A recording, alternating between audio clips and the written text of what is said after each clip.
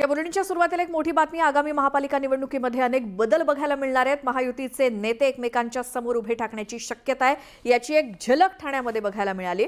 ठाणे हा एकनाथ शिंदेंचा बालेकिल्ला आहे। उपमुख्यमंत्री एकनाथ शिंदे ठाण्याचे पालकमंत्री आहेत। मात्र असं असताना वनमंत्री आणि पालघरचे पालकमंत्री गणेश नाईक आज ठाण्यात जनता दरबार घेत आहेत।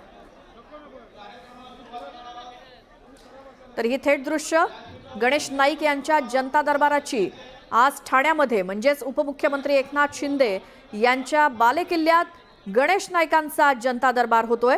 ते खरं पालघर जिल्ह्याचे पालकमंत्री आहेत, मात्र तरी देखील ठाण्यामध्ये त्यांनी आज जनता दरबार घेण्याचं ठरवलंय आणि त्यासाठी गर्दीही जमा झालेली आहे। आमचे प्रतिनिधी विनय म्हात्रे तिथे उपस्थित आहेत। विनय, आज गणेश नाईकांचा ठाण्यामधला जनता दरबार, काय माहिती? नक्कीच आपण पाहतोय की गणेश नाईक वनमंत्री झाल्यानंतर ठाणे जिल्ह्यातला हा पहिला दरबार त्यांचा आहे।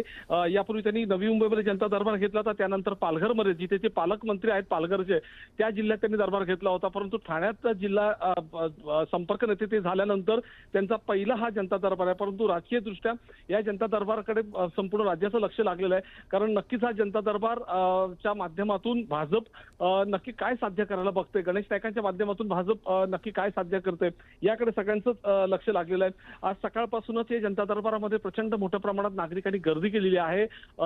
लांबच लांब रांगा लागून इथे सगळे नागरिक जमा झालेले आहेत आणि ठाणे शहरच त्याचबरोबर कल्याण डोंबिवली असेल, डोंबिवलीमधला जो आपण 65 इमारतींचा मुद्दा आहे ते देखील नागरिक या ठिकाणी आलेले आहेत। उद्धव ठाकरे गटाचे जे जिल्हा प्रमुख आहेत दीपेश म्हात्रे हे देखील त्या 65 इमारतीमधल्या नागरिकांना घेऊन या ठिकाणी आलेले। त्या बाबतीत निर्णय काय होतो हा देखील सगळ्यात महत्त्वाचा आहे। एकूणच नागरिकांची गर्दी पाहता ठाणे जिल्ह्यातला हा जो जनता दरबार आहे हा नक्कीच गणेश नाईकांच्या ज्या दृष्टीने हे केलं होतं त्याच्यामध्ये तो यशस्वी झालेला या ठिकाणी दिसतोय। परंतु ठाणे शहरामध्ये हा जनता दरबार घेण्यामागचा नक्की हेतू काय आहे हा देखील त्यामागचा आहे। येणाऱ्या आगामी महापालिकेच्या निवडणुका पाहता पक्षाची बांधणी करणं हा एक महत्त्वाचा भाग आहे। त्याचबरोबर इथल्या भाजपचे जे कार्यकर्ते आहेत त्यांना बळ देण्याचा देखील या माध्यमातून प्रयत्न भाजपकडून केला जातोय। आणि नुसतं ठाणे शहरच नाही तर ठाणे जिल्ह्यातल्या सगळ्यात ज्या महानगरपालिका आहेत 6 महानगरपालिकांच्या निवडणुका आगामी काळामध्ये आहेत,